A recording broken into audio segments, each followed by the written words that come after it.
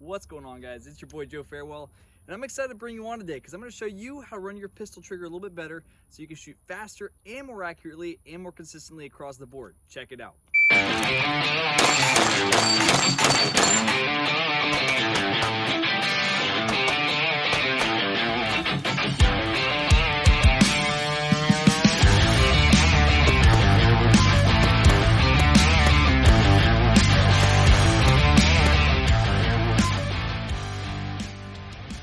So even though I have a bunch of years on law enforcement, including 6 on SWAT, that's not where I learned to shoot. No, I got good at shooting in competition. Competition is where I was able to really hone my skills and figure out what works and what doesn't work when we come down to the actual act of practical shooting. For me, practical shooting involves the application of accuracy, obviously, and being able to do it quickly. So you have to have speed and accuracy, and you can't give up one or the other if you want to be a good practical shooter. Now, practical shooting isn't just competition, it's also self-defense, law enforcement, military, any time that there's a time constraint along with an accuracy requirement. That's practical shooting. So how do we do that most effectively? When we're working a pistol, we need to make sure that we can work this trigger effectively so we don't move the sights in the process of taking that shot. Unfortunately, most new shooters get into this and they understand the idea of a sight picture, getting the front sight and rear sight lined up, but working the trigger is something that's a little bit foreign. We get into the habit of what's called flinching or anticipating the shot or slapping the trigger. It's all kind of the same ball. The whole idea here is we want to make sure that once we get the sights lined up, we press the trigger smoothly so the sights don't move. Unfortunately, when we miss, most of the time it's caused by slapping the trigger, dipping the gun down. And I'm going to show you how to fix that. First of all, let's take a look at what actually happens when we do slap that trigger. So breaking down the sequence of a shot, we see that we have a sight picture, we make the decision that we are going to shoot, we start to take up the slack on the trigger, we break the shot. However, if we have any movement in the sights in the process of breaking that shot, that's where you start to see the group open up. We see shots dropping off to the left, to the right, all over the place, depending on how we influence the sights during the process of pressing that trigger. The more violently we press that trigger during the process of the shot, the more drastically the point of impact shifts. So how do we fix that problem of flinching or slapping the trigger? Well, there's a couple different ways. One way that was taught to me in law enforcement, and I've seen it taught even in civilian classes and military classes, is called riding the reset. And basically the idea is that we take the shot, we let the gun cycle, we slowly creep the trigger back out until you hear it click, and that means the trigger's reset, it's ready to shoot again, and you take the next shot. So now the question is raised, why do they teach that? Well, basically it's an easy way for an instructor to take a large group of people and force them to slow down enough to watch their sights. If you're paying attention to your sights and you see that you're about to dip the sights or slap the trigger or something like that, then you can fix it.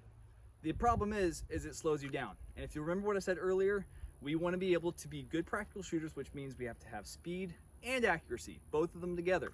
So the problem with this is it forces that shot to go off, the sights are back on target, we should be shooting already. If you're not shooting and the sights are on target, you're wasting time. And now in order to ride the reset properly, we listen for that click. Now that we're on the target, we take that shot again. I'll show you what that looks like right here. So as you can see here, I'm waiting for that reset before I take the second shot. I'm keeping that trigger pinned all through the recoil cycle. The sights come back on a target. Then I wait and wait and wait until I feel that trigger reset, and then I take the next shot.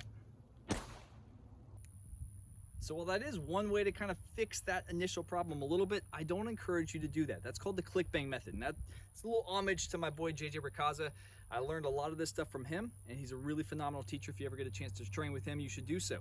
However, when we start to look at how we break down the actual trigger press, we wanted to figure out what stages are inside this trigger in general.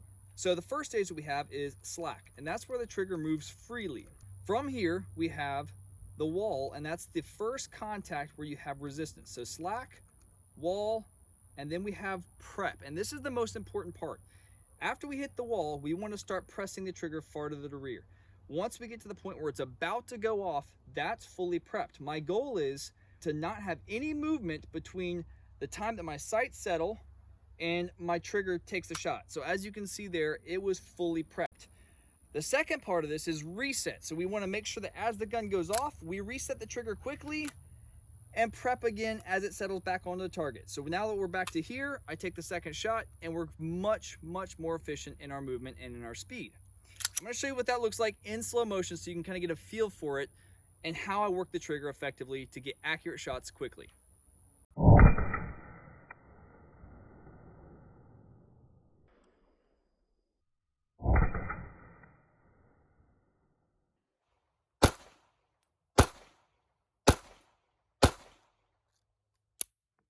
So as you can see, this method's pretty effective for getting that trigger all the way to the point where it's about to go off and then taking that accurate shot. Now, this may not be necessary for every target. If you've got an up-close target that's a large target, you may not have to prep the trigger. However, if you're looking for any sort of precision accuracy and you want to do so quickly, this is the best way that I've found to be able to achieve that level of accuracy and speed. It's not just exclusive to one gun or another. Every gun has that same prep point. With this gun, it's a long slack area, a long prep point, and then a nice smooth break. However, with something like this, where I've got a really nice trigger, you can see there's not much movement in here. I don't have any prep except for weight, and then it goes off. All right. The nice thing about that is there's a lot more room for error when you have a nicer trigger. That's why we upgrade our triggers. We have lighter triggers. It's a lot less work to work around that sloppiness of a bad trigger. So that's why we upgrade. That's why we have better triggers. And that's why, regardless of the gun that I pick up, I can effectively get hits at longer distances on small targets if I use that trigger prep method. I can also do it pretty quickly. So hope you guys enjoyed that. Hope you got something out of that. Make sure that you give it a shot. Let me know what you think. Be sure to smash that subscribe button down below and leave a comment. I'll see y'all on the range.